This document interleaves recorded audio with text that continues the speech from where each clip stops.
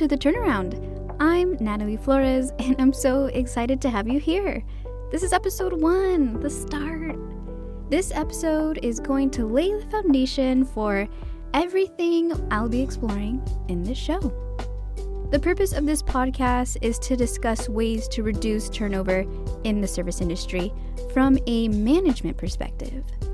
We'll dive into the areas causing turnover and explore just how to turn them around.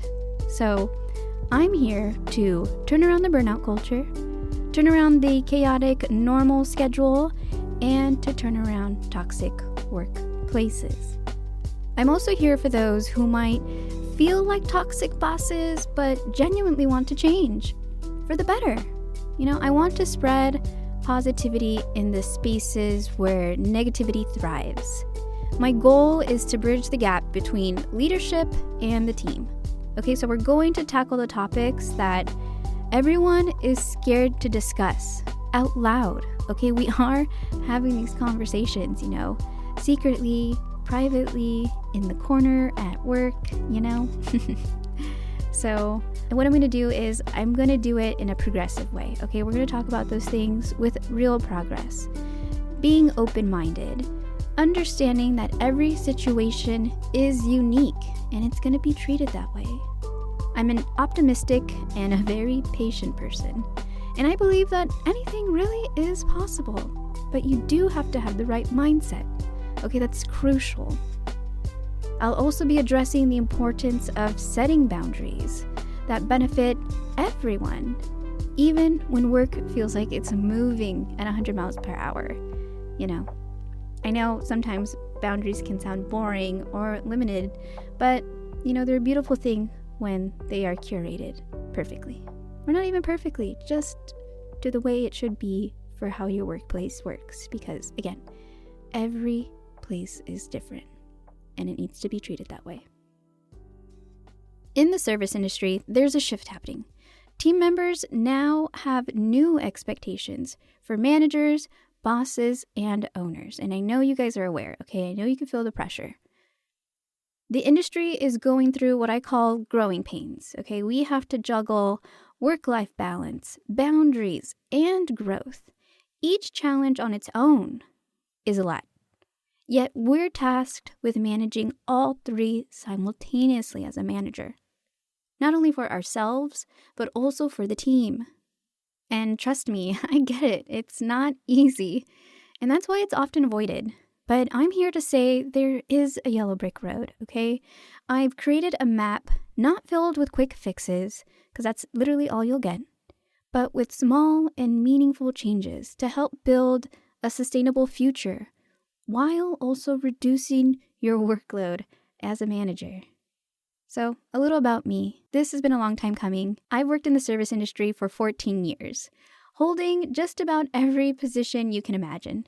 Barista, pastry chef, baker, assistant manager, bar manager, distribution manager, general manager, and a server. You name it, I've done it, okay? So when it comes to the front and back of the house, I know them very, very well. The years have been a wild ride, filled with amazing people and, let's be real, some not so amazing ones. And, go figure, it's part of the working world. And over time, I've subconsciously built a list of dreams, changes, and possibilities for transforming our industry. And in that, I've often hit the glass ceiling in my career. Sometimes too soon, and sometimes forcefully too soon. But I've never let those limitations stop me from growing. Yes, have they completely put me on pause for a couple years? Absolutely. But sometimes within that, we can call it hibernation, I've found the way for growth, and you can too. I've been the person team members could look up to, and I currently am. They can seek advice from me and really rely on me for things, for support and advice. My coworkers have always told me that I am the most patient person they have ever worked with. And, I do agree with them. I really am. But for myself, and when it comes to working and in my career, I don't always see the glass half full or half empty. I can see when the glass is clearly broken and it just needs to be fixed. And that is something I've always carried with me. And that is something that is very close and very deeply within my values.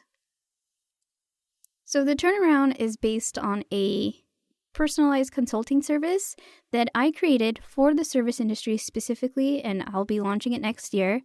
It's designed to show managers, owners, or anybody who wants to be a future leader within the service on how to reduce turnover in the service industry. My program is going to focus on my 4 key elements, which are integrity, clear communication, smart scheduling, and my favorite one of all, patience. I'll offer templates and training materials that you can work through at your own pace. And believe me when I say these templates are not going to add more work onto your plate, because we know that you have enough already, but it is going to help you reorganize things. So you could either do them at your own pace or you can do them with me. So until then, you'll have this podcast where I'll dive into those elements with real life scenarios and give examples that you can implement to your work life today. I know making it sound really shiny, but I think just having those examples is what's going to help build trust between you and I, just so you can understand that, hey, I have been in your shoes. I know what you're going through, and we can make things a little bit better. My hope is to inspire a shift within the industry. Just have a different perspective. I want to start the ripple of real change because I think it's possible, and I've seen it happen. And I know it's hard to see sometimes, but you also have an amazing team behind you who can help you get out of these situations. But it does require some time and patience on how to actually include their skills and potentials to the workflow, and not just yours. As managers, we deal with so much that, at this point we think it's normal. And I'm here to tell you it's not, and it can change. I've seen it happen. And because of that, I'm letting you know right now, you deserve better because you work so hard for it. And you know who else does? So does your team. I'm going to show you how to make that time and have the patience to do it. We shouldn't have to give up living just for work. I know we hear that all the time, but we really need to start believing that concept and implementing that. I know as a manager, it seems like that's just what it is. That's the lifestyle. But no, it doesn't have to be that way. And I'm telling you right now, you need to check again, the same way you tell your team to check again. So you can live and work at the same time. You're just so caught up with everything at work that it just doesn't seem like it. But I'm here to have you look through a different glass. And we all know you're looking for it. It's what we dream about after a 12 to 15-hour day. So trust me, I know.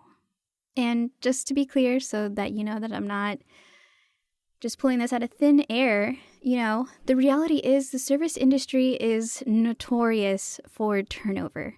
In 2023 and 2024 alone, turnover rates in leisure, hospitality, and service industry were among the highest across all sectors, averaging 82% annually. This is largely driven by seasonal hiring, demanding work conditions, relatively low wages, and no growth opportunities. Okay, so we can't ignore this anymore. And as a manager, it's our responsibility to do better, not only for ourselves, but also for our team. And on the other side of the coin, in 2024, there's been a noticeable trend of employees declining promotions. And because of that, it's been difficult to fill these management roles. And, here are some factors because of it. There is quiet promotions and workload concerns. Many employees are wary of promotions that increase responsibility without a formal title or compensation adjustment, often referred to as quiet promotions. This tends to lead to dissatisfaction, burnout. It discourages employees from accepting leadership roles without clear benefits or recognition. Again, from an employee perspective, we are looking to and up to our managers. And if we see what they're going through, why would we want to put ourselves in the position they're in? If you are looking at that from higher up, you need to ask yourself, are we making this something that someone would want to step into? On top of that, there's also work-life balance priorities. And the big one is the lack of pay incentives. The skill gaps and confidence. Employees may feel unprepared for leadership roles due to insignificant training or unclear career progression paths. Companies with structured development programs and transparent promotion policies fare better in motivating staff to advance. That's the kind of thing I'm talking about. Other challenges that fill these management positions are, again, pay and benefit limitations. Around 43% of organizations report difficulty competing on pay and benefits for skilled roles, including management. Cultural misalignment, return to office policies. Now we know, hybrid work remains popular. And in the service industry, management roles often require more in-office presence, you can say, which may conflict with employee preferences. But I'm letting you know right now, there is room for change, okay? In addition, companies are not taking the time as well to create those flexibility opportunities the same way we, the employees, have been flexible for them, especially if you are a manager. You and I both know we could possibly, try out for Cirque du Soleil just because of how flexible we've been for our schedule, So companies are falling short in offering the same level of flexibility that their employees have consistently shown them. While workers adapt to evolving demands and expectations, organizations often miss the opportunity to reciprocate by creating work environments that honor flexibility and balance. This imbalance not only hinders trust, but also impacts morale and retention.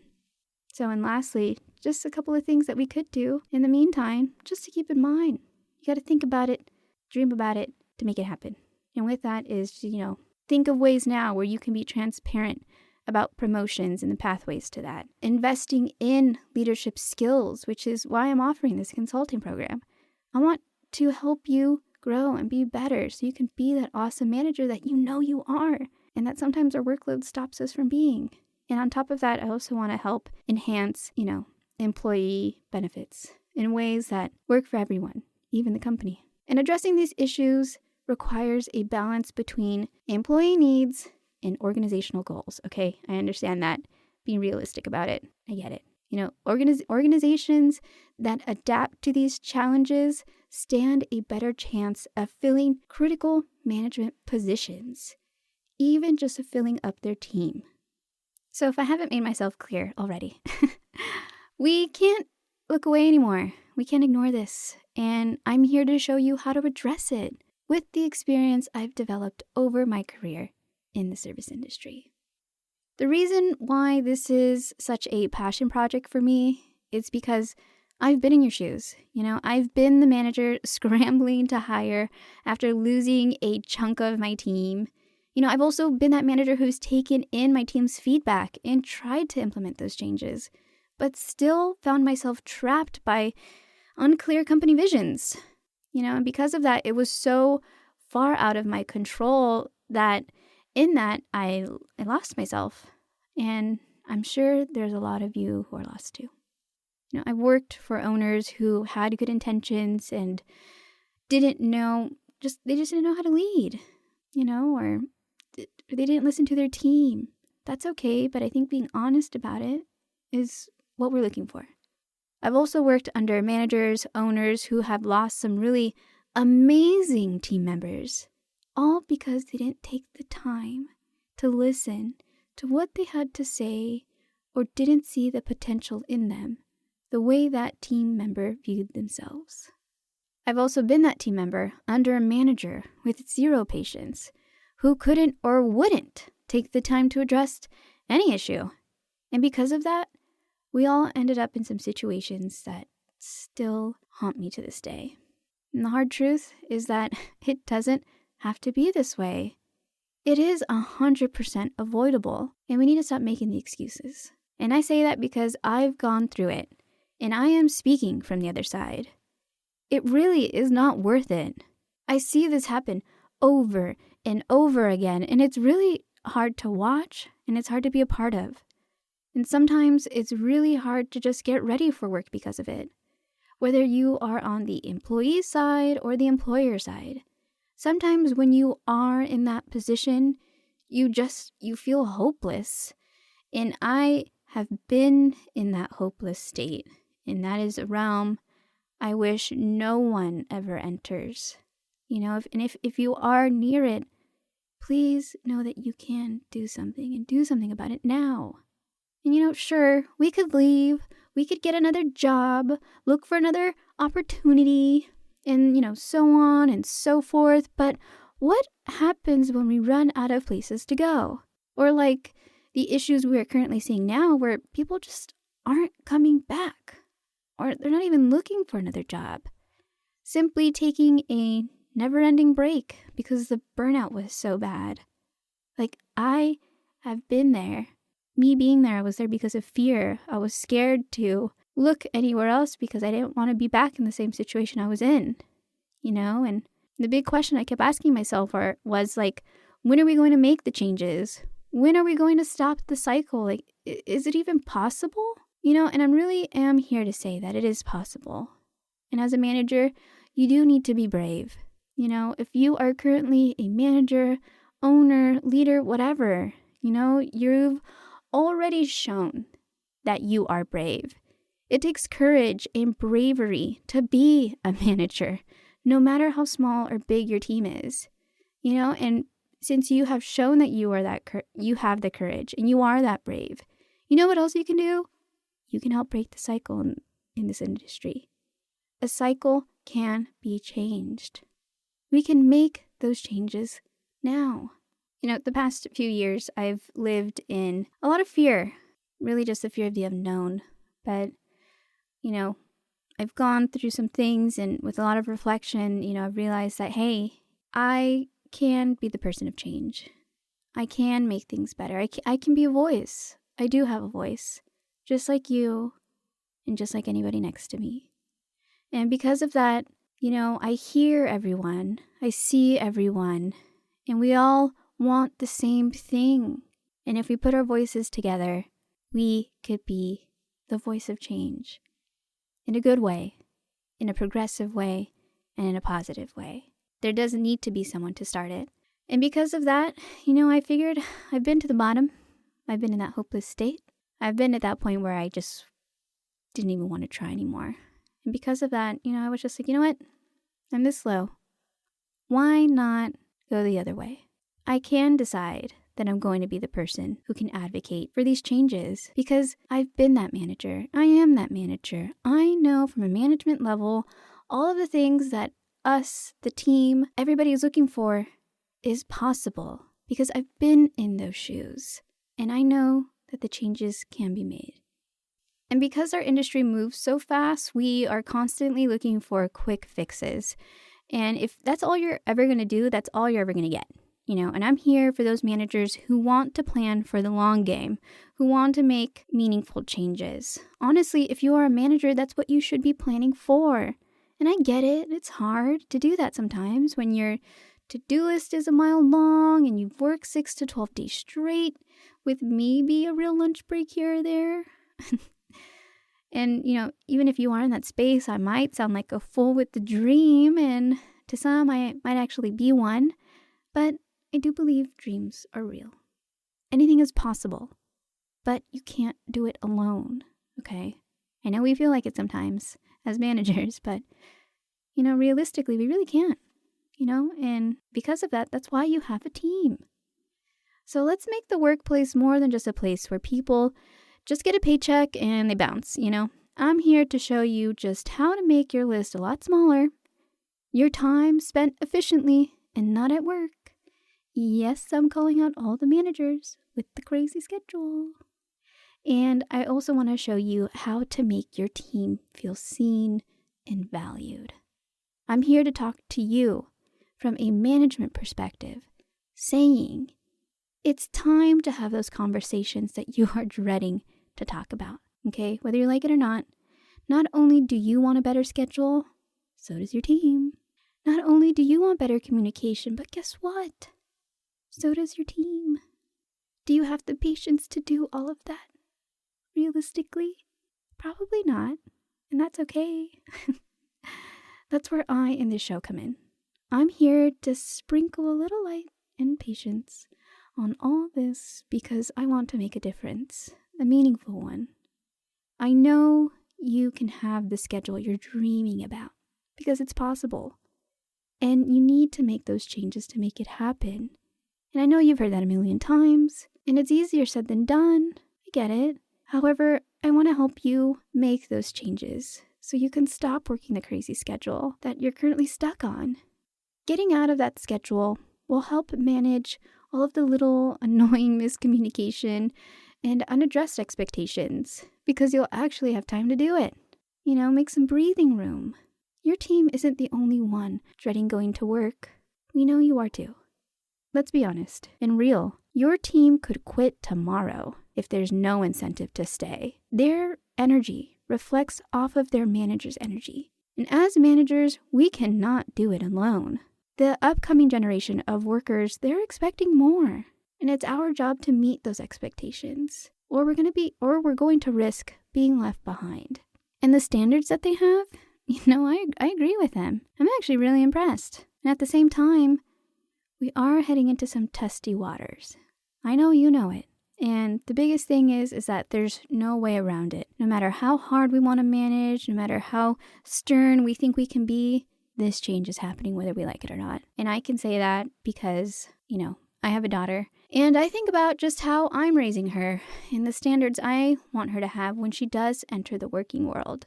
She has seen firsthand just how crippling a person can become when they are coming out of a very, very toxic work culture. And I want to show her that she doesn't have to be in that type of environment. That the working world can be a place for growth and for fun and for just, real change. So when I hear this new generation and their standards, I'm like, yeah, I'm older than you, but I agree with you and I stand behind you. And as a manager, I'm going to say, hey, I want to help be a part of your voice. I want to be a part of this change because I think it's great. And, at the end of the day, it doesn't just only benefit the employee, okay? It also benefits the managers and it benefits the company. And why would we not want to do that? And I get it. Right now, you feel like it's just impossible. It's better to just write it off and stay on the track that you're on. And I get that. How can you see change when, you're working a 12 to 15-hour shift that are usually 4 to 10 days in a row? Okay? And that's where I'm saying, no más. We need to cut out time so we as managers can improve on ourselves. Because if we improve ourselves for our career and for our team, imagine the doors and the possibilities that will open. So I'm here to say, let's make some shit happen, okay? Let's make those goddamn changes that we know we need to make, okay? Let next year be new year, new me with real changes. Don't be the boss with a team that says, new year, new me, and then they all leave. Because the likelihood of that is very, very high. Okay? So again, if I haven't made myself clear, turnover in our industry is huge. 82% is very high. And we need to make that change. Okay? Turnover is a huge loss, but it's preventable. As the upcoming years are approaching, ask yourself, can I meet the new expectations this new generation of workers are looking for? And I'm going to be honest, from what I'm seeing, the answer is no. And I don't want you to be left in the dust. I will stress that to the moon and back. I want to help you avoid all these situations. I want to help you be the manager your team can brag about forever, because that is what keeps you going. And I've been in that position, getting that compliment and just knowing that your team really genuinely looks up to you. Honestly, that is something you should be striving for. That should be your goal daily. And, I'm not saying you have to say yes to everything to do that, Realistically, we can't do that, okay? We do have to say no a lot of the times, okay? But, I've worked for companies with extremely high standards, to the book, all of the T's are crossed and all of the I's are dotted. And being in that environment, I've worked under managers who, even under those circumstances, those really high standards, they have shown that they can still be genuine leaders, approachable, actually guide their team and come from a perspective of hey, you and I are on the same boat and we are going to go in the same direction. Okay. And because of that, that's really what inspired me to say, hey, I can do this. I can put together this service. I can put together this podcast. I can be the voice for change, because if somebody can still be that kind and that genuine and that caring at that high of a standard, you know what? So can the rest of us.